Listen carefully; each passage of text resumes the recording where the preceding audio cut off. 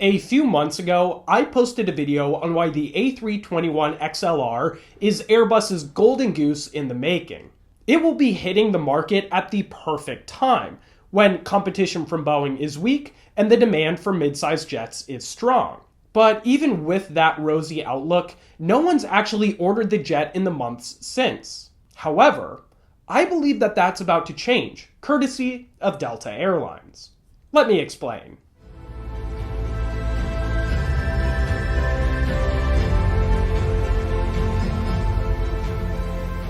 Now, if you haven't done so yet, I highly recommend that you go watch my XLR video first, as it'll serve as a really good primer for this discussion. I'll be sure to leave a link to it in the description right below that like button. Right off the bat, I want to start with something that's a little bit counterintuitive. Delta's top brass has actually expressed disinterest in the XLR in recent years. In a December 2019 interview, Delta CEO Ed Bastian said that he remains unconvinced that the plane is suitable for Delta's transatlantic routes. In the same interview, he reaffirmed the company's desire to instead place a large order for the Boeing 797, a plane of comparable size and range. But a lot has changed in the year since, and simply put, the 797 deal isn't going to come to fruition. That's because it isn't a real plane. It's just a concept, and it's a dying one at that. Originally, Boeing had wanted to build the 797 as a next-gen mid-market jet to slot between the 737 and 787. And for a while, it looked like its development was a foregone conclusion. However, the continued struggles of the 737 MAX led to a shift in priorities. In early 2020, the company's new CEO, David Calhoun, announced a complete stoppage of 797-related work. He also announced that the jetmaker would be outright scrapping whatever 797 plans they had, and that pursuing a new mid-market jet was no longer the company's primary focus. Now, this is a real problem for Delta because they were relying on the 797 more than anyone. The airline has long been a champion of the plane it was supposed to replace, the venerable but old 757. As it stands today, it is by far and away the largest 757 operator with 116 of the type in service. For context, that's about 20% of the entire global fleet, and is 55 more than the next biggest operator. Since the 797 won't be coming anytime soon, Delta's left with just two options. One, they can either purchase a 797 alternative like the XLR, or two, they can just keep operating the 757. Now, you might be thinking that the 757 is too old for Delta to keep flying for an extended duration, which would essentially disqualify this second option. But that's actually not the case. Their robust maintenance network, known as TechOps, has 757 repairs down pat, since the sheer size of its fleet helps drive economies of scale.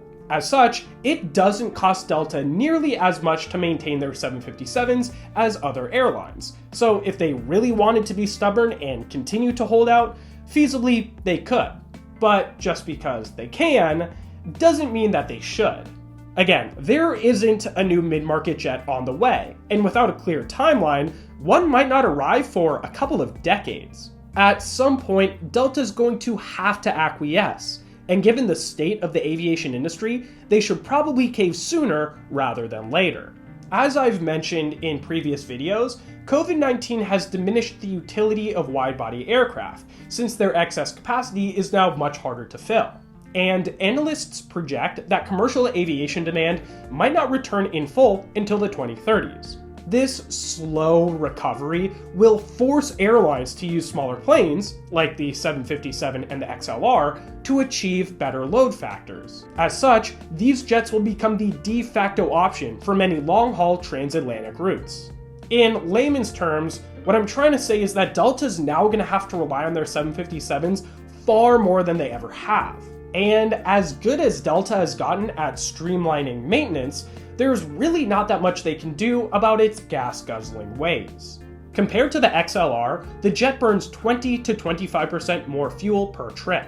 Now, Delta was able to get away with this high fuel burn back when the 757 served a more niche purpose. But now, mid-market jets are becoming the centerpiece for airline profitability, meaning 757s could become a real burden on Delta's bottom line. What's more, United Airlines, Delta's biggest transatlantic competitor, has already committed to the XLR to cover these types of routes. If Delta keeps using the 757, United will be able to undercut them on costs and still crush them on profit margins. All of this is to say that Delta might not have a choice here. They can either start using a new mid-market jet like the XLR to adapt to this changing landscape, or they can continue to lose profits and market share. But just because the XLR hasn't always been Delta's preferred solution doesn't make it a bad fit.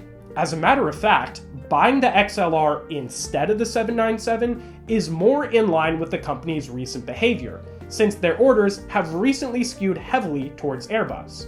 Back in the 90s, Delta flew exclusively American-built jets. Today, however, about 40% of their fleet is Airbus, with that proportion set to climb even higher in the coming years. As of July 2019, Delta no longer had any Boeing jets on order. Meanwhile, they've got plenty of new Airbus jets coming down the pipe. They've ordered A350s to replace their 777s, A330neos to replace their 767s, and A220s to replace their 717s. In addition, the airline has plenty of experience working with the A320 family, and currently flies a combination of A319s, A320s, and A321s. And simply put, ordering the XLR would actually help Delta to continue simplifying its fleet. On top of that, the XLR has the distinct advantage of being cheaper than a clean sheet 797 ever would. This is definitely a nice to have when airlines across the globe are tightening their belts. So, time for a little speculation. What would such a deal actually look like? Well, I actually think the deal would be pretty modest, at least to start. While Delta does have over 100 757s to replace, they can use some of their newly acquired 737-900ERs and A321neos to cover for them. While these are both fine jets and can fly many current 757 missions, they definitely can't tackle them all. As such, an order for about 25 XLRs, with some options, sounds like a good place to start to make sure that Delta's got all their bases covered. So while this deal won't be a knock-your-socks-off earth-shattering move, it will continue to help secure Delta's trend towards an all-Airbus future.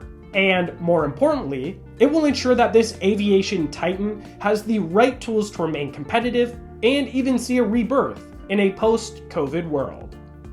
Now, this is the third video that I've done where I've speculated on what airline will be the next to place a big order for a new airplane type. I previously did one on why Alaska will be the next customer for the 737 MAX, which actually came true, and also a video on why United will become the 777X's next big customer.